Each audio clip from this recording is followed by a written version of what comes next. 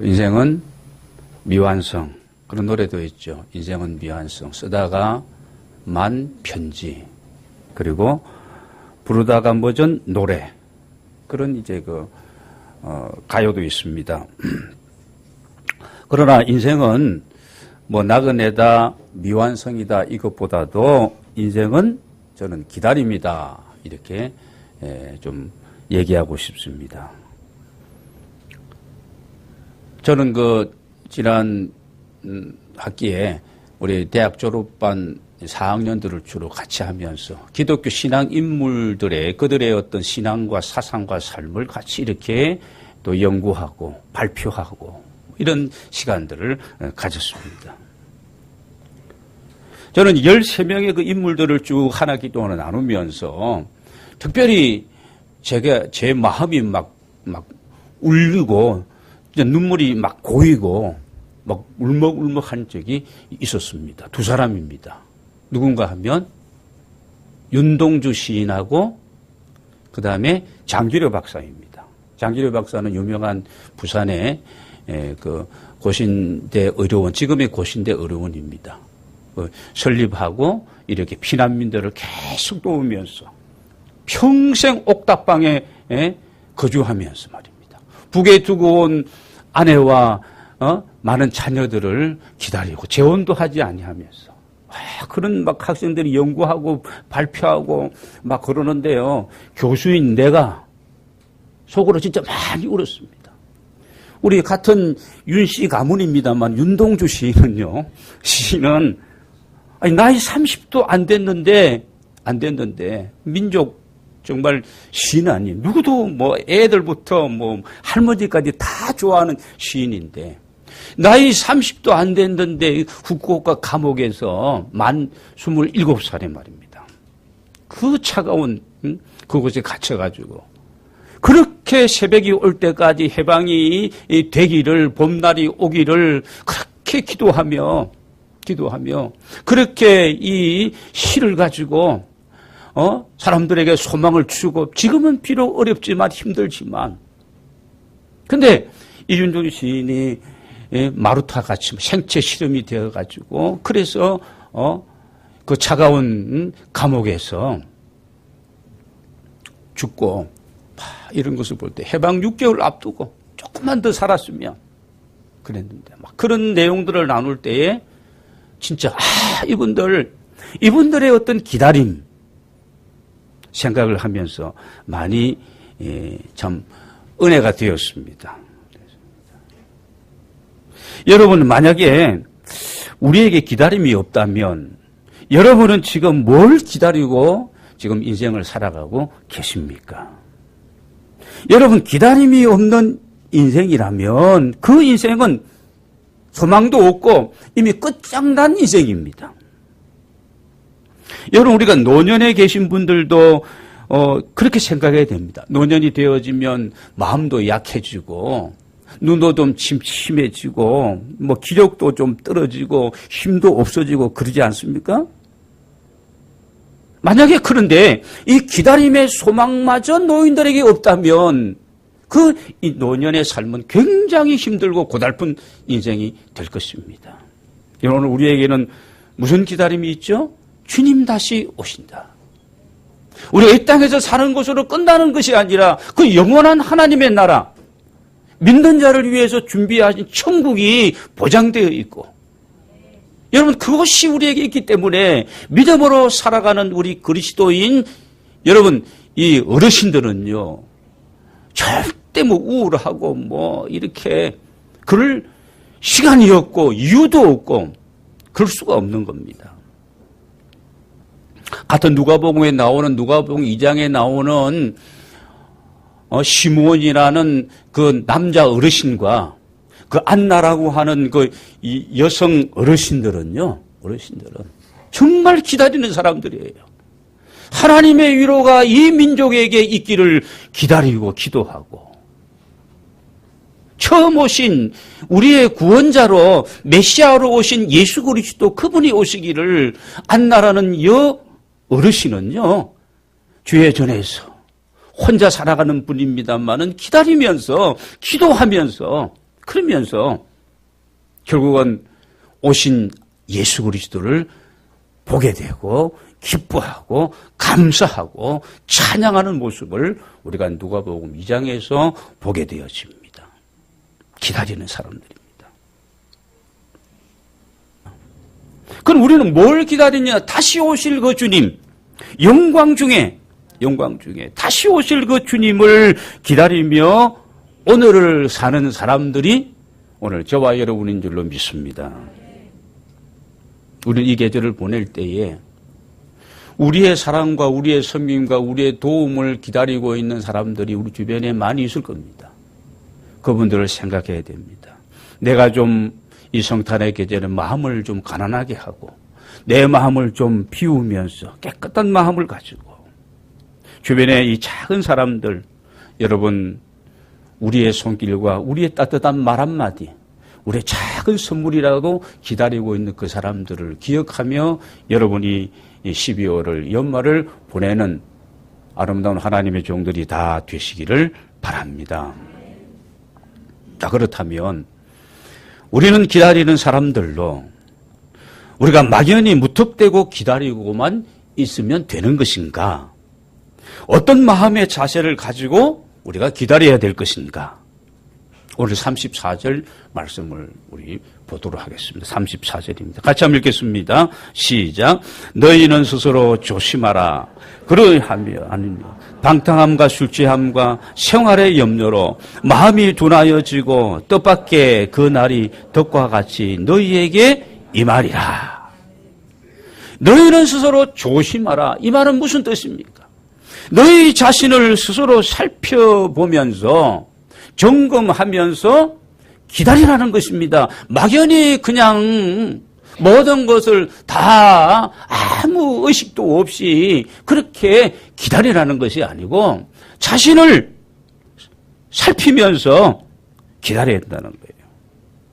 그렇지 않으면 방탕과 술 취함과 세상의 염려, 무엇을 먹을까, 무엇을 마실까, 어떤 옷을 입을까, 어떤 집에 살까, 이런 염려와 걱정으로 마음이 어떻게 된다고요? 말씀해 보니까 둔해진다는 것, 둔해진다.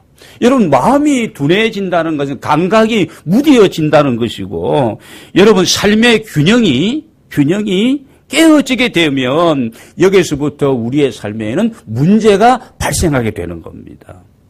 우리 인격도 그래요. 지정의 이 세 가지 요소가 잘 균형을 맞추고 한쪽은 좋은데 다른 쪽은 지금 둔해져 있어. 그러면 여러분 우리가 신사숙녀로서 상식적인 사람으로서 사람들 앞에서 우리가 살아가기가 쉽지 않습니다. 내 생각과 내 말과 나의 모든 행동이 내가 가정에서 살아가고 사회에서 어떤 일들을 하고 있고 우리는 크리스찬이라면 교회에서 또 신앙생활을 하기 때문에 이런 부분들이 잘 조화를 이루게 될 때에 여러분 건강한 한 사람이 될 수도 있고 건강한 신앙인이 될 수 있는 줄로 믿습니다. 점검해야 되는 것. 자기 점검을 늘 하면서 기다리라는 거죠. 여러분 이런 세상적인 욕망 육신이 하고 싶은 대로 하고 있는 그 육신의 정욕을 따라서 내가 또 일상의 여러 가지 염려 이런 것들 때문에 그러면 우리가 한 벽 안에 우리가 갇히게 되어지고 여러분 내가 벽 안에 갇혀버리면 그 순간 그 찰나밖에는 벽 안에서 볼 수 있는 것이 넓게 볼 수가 없는 겁니다. 위도 보고 앞에도 보고 뒤도 보고 가까이도 보고 멀리도 봐야 되는데 벽 안에 갇혀 있으면 어떻게 되었습니까? 뭐 보는 것이 그것밖에 없는 겁니다. 마땅히 판단하고 생각하고 신앙인답게 살아가지 못하게 된다는 겁니다. 그렇게 되면 내가 이렇게 살아서는 안 되는데 이런 생각들은 가끔 합니다. 그러면서 그 안에서 내가 헤어나지를 못하는 거예요. 그 벽 안에 갇혀가지고 그 벽을 떨치고 여러분 밖으로 나와야 되는데 나오지를 못하는 겁니다. 그렇게 살다 보면 세월이 참 빠르고 그래요. 내가 뭐 언제 이렇게 이 나이가 되었나 쉽게 되어지고 그렇게 되어집니다. 그래서 오늘 본문에 말씀한 것처럼 그날이 오게 되는데 여기에 나온 그날이라는 개인적인 종말도 얘기할 수 있고 여기에 나오는 이 그날이라는 것은 우주적인 종말도 주님이 다시 오실 그 마지막 날도 같은 내용으로 포함되어 있는 겁니다. 그날이 우리에게 다가오는데 무엇처럼 덫과 같이 말씀해 보면 덫과 같이 온다. 여러분 덫이 무엇입니까? 저도 시골에서 자라면서 이 덫 많이 놓아봤습니다. 특별히 제일 많이 놓은 덫이 뭐냐면 쥐덫입니다. 쥐덫. 딱 벌려놓고 거기다 뭘 올려놓아요. 지가 또 들어와서 그 먹으려고 왔다가 철크덕하면은 그냥 이 쥐새끼 허리도 여기 막 그냥 쫄려지고 노루 잡기 위해서 덫도 나와봤고 토끼 잡기 위해서 놓아보고 저 그런 장난을 많이 했습니다. 그러니까 덫이라고 하는 것은 동물을 잡기 위해서 설치해 놓은 어떤 도구, 뭐 구덩이 이런 것이 다 덫입니다. 여러분 이 덫은 그 동물에게 예고하고 오는 게 아니에요. 갑자기 순간입니다. 철커덕하면 구덩이에 빠지게 되고 철커덕하면 그게 뭐 그냥 갇혀버리는 겁니다. 역사적으로 보면은 어떻습니까? 성경에 나오는 창세기에 나오는 소돔 고모라가 그날이 덫과 같이 소돔 고모라에 임하는데 소돔 고모라에 사는 사람들은 먹고 마시고 뭐 이것저것 하고 뭐 좋다 마음껏 이렇게 살았습니다. 하늘에서 하나님이 그 소돔 고모라를 심판하는데 불과 유황으로 심판하는데 하루아침에 폼페이의 최후도 마찬가지입니다. 화산 폭발로 말미암아 하루아침에 그 화려했던 그 도시가 한 성읍이 말입니다. 완전히 역사의 잿더미에 파묻히고 만 것이 아닙니다. 지금 발굴이 다 된 상태에 있습니다. 여러분 우리가 기다리는 사람들입니다. 우리가 막연하게 아무 생각 없이 결단 없이 선택도 없이 그냥 기다리는 사람들이 아니라 스스로 너희 스스로 조심하고 나를 살펴보면서 내가 지금 방탕과 내 마음 다 풀어놓고 술 취함과 어떤 세상의 염려거리에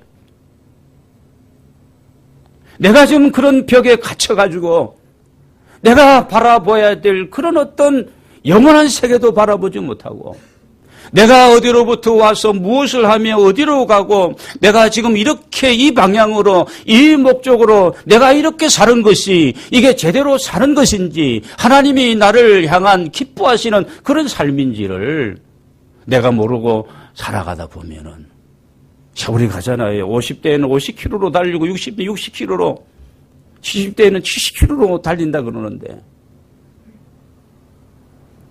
어느 날 그날이 여러분 덫과 같이 우리에게 임하게 된다는 겁니다. 그러면 우리가 어떻게 또 한 가지 해야 될 것인가? 어떻게 어떤 마음으로 우리가 또 기다려야 될 것인가? 우리가 다시 오실 그 주님 앞에 인자 되시는 그분 앞에 서기 위해서 어떻게 해야 될 것인가? 오늘 말씀 우리 한 절 마지막으로 읽고 말씀 정리하도록 하겠습니다. 36절입니다. 같이 읽겠습니다. 시작. 이러므로 너희는 장차 올 이 모든 일을 능히 피하고 인자 앞에 서도록 항상 기도하며 깨어 있으라. 항상 기도하고 항상 깨어 있는 이런 준비하고 기다리는 사람들이 되라는 것입니다. 여러분 깨어있으라는 이 말은 오래 잠자지 말아라 그 얘기 아닙니다. 우리 보통 7시간, 8시간은 자줘야 되거든요. 제가 하는 분들도 3시간만 자고 잠이 안 온대요. 뭐하냐 그러니까 잠이 안 오니까 뭐라도 한다 그러는데 불행한 거죠. 잠 많이 자는 거 좋은 겁니다. 그런 잠을 말하는 것이 아니고 내가 어딘가에 지금 정신이 팔려서 내 마음을 중심을 빼앗기면 그렇잖아요. 어디 내가 집중하게 되면은 어떻게 됩니까? 누가 내 곁에 왔는데도 가까이 왔는데도 불구하고 내가 알지를 못하는 겁니다. 내가 세상의 어떤 세상적인 성공이라는 이 목표를 향하여서 거기에만 올인해서 수단 방법을 가리지 아니하고 나는 성공해야 되겠다, 1등해야 되겠다, 최상의 자리에 나는 앉아야 되겠다. 거기에 집착하고 정신을 차리지 못하고 있다면 문제가 되는 거죠. 그래서 성경에서 예수님도 말씀, 롯과 롯의 처를 생각하라. 롯과 롯의 처를 생각하라는 겁니다. 롯과 롯의 처가 하나님을 안 믿는 것도 아니고 그리고 하나님을 믿는 것도 아니고 애매합니다. 롯과 롯의 처가 그랬습니다. 아브라함은 확실하게 하나님의 말씀과 약속을 붙들고 그는 믿음으로 살았습니다마는 롯과 롯의 처는 그러지를 못했습니다. 소돔 고모라 불바다가 되는데도 불구하고 계속 미련이 남는 겁니다. 롯의 처는 돌아보지도 말고 도망하라고 했는데, 피난하라고 했는데 돌아보다가 소금기둥이 되고 말았습니다. 여러분, 우리가 깨어있지 않으면 도둑이 와도 우리가 모르는 거예요. 깨어있으면 어떤 일들도 우리가 좀 방어해 나갈 수 있고 처리해 갈 수 있고 이렇게 할 수가 있는 겁니다. 오늘 우리는 기다리는 사람들인데 어떤 자세를 가지고 정신을 차리고 바짝 차리고 근신하면서 기도하면서 적극적인 자세를 가지고 소극적인 자세가 아닙니다. 성경에도 소극적인 명령이 있고 적극적인 명령이 있어요. 소극적인 명령은 하지 말아라 이거 안 된다 그러고 적극적인 명령은 사랑하라 섬기라 너는 하나님의 청직이야. 너가 가진 것, 너가 아는 것, 너가 받은 것을 가지고 가난하고 어렵고 작은 자, 병든 자, 나그네, 옥에 갇힌 자, 여러분 우리 주변에 있는 우리들이 섬겨야 되고 우리들이 그들을 향하여 손을 내어밀고 적극적인 하나님의 명령입니다. 하나님의 최후의 명령이 무엇입니까? 내가 너희를 사랑하는 것 같이 너희도 서로 사랑하고 이겁니다. 하나님 최후의 이 명령, 이 계명 저와 여러분이 실천해야 할 줄로 믿습니다. 깨어있지 않으면 우리가 할 수가 없는 겁니다. 하나님의 약속의 말씀을 붙들고 하나님의 도우심을 힘입고 여러분 우리가 하나님의 사람들, 기다리는 사람들로 오늘 저와 여러분의 삶 속에 이런 은혜가 있게 되기를 원합니다. 무작정 우리는 기다리는 사람들이 아닙니다. 뭐 하면서 준비하면서 우리가 기다려야 됩니다. 한번 따라 하시기 바랍니다. 기도하면서 기대하면서 기다리자. 우리는 기다리는 사람들입니다. 여러분 기다리는 동안에 어떻게 해요? 스스로를 점검하면서 조심하면서 또 항상 깨어 정신을 차리고 뭐 하면서 기도하면서 기대하면서 기다리는 저와 여러분이 되기를 원합니다. 여러분이 석단의 복된 계절을 보낼 때 나 중심에서 예수 그리스도의 중심으로 그 마음을 품고 우리가 이 성탄절을 보내면 좋겠습니다. 다른 사람 중심으로 정말 작고 외롭고 어렵게 사는 그들을 중심으로 여러분 이 성탄절기를 보내시기를 바랍니다. 오늘의 내가 있게 된 거 하나님의 은혜임을 기억하면서 감사하면서 또 하나님 앞에 지난 1년을 돌아보면서 하나님이 이렇게 나를 쓰시기를 원하셨고 이런 은혜를 내게 주셨는데 내가 다 하지 못하고 게으르고 나태하고 불충한 부분이 있다면 회개하고 기도하면서 다시 하나님이 부어주신 그 은혜를 힘입고 여러분 새로운 한 해를 향해서 출발하게 되시기를 바랍니다. 여러분 모두에게 이런 아름답고 복된 날들이 있어지기를 주의 이름으로 축원합니다.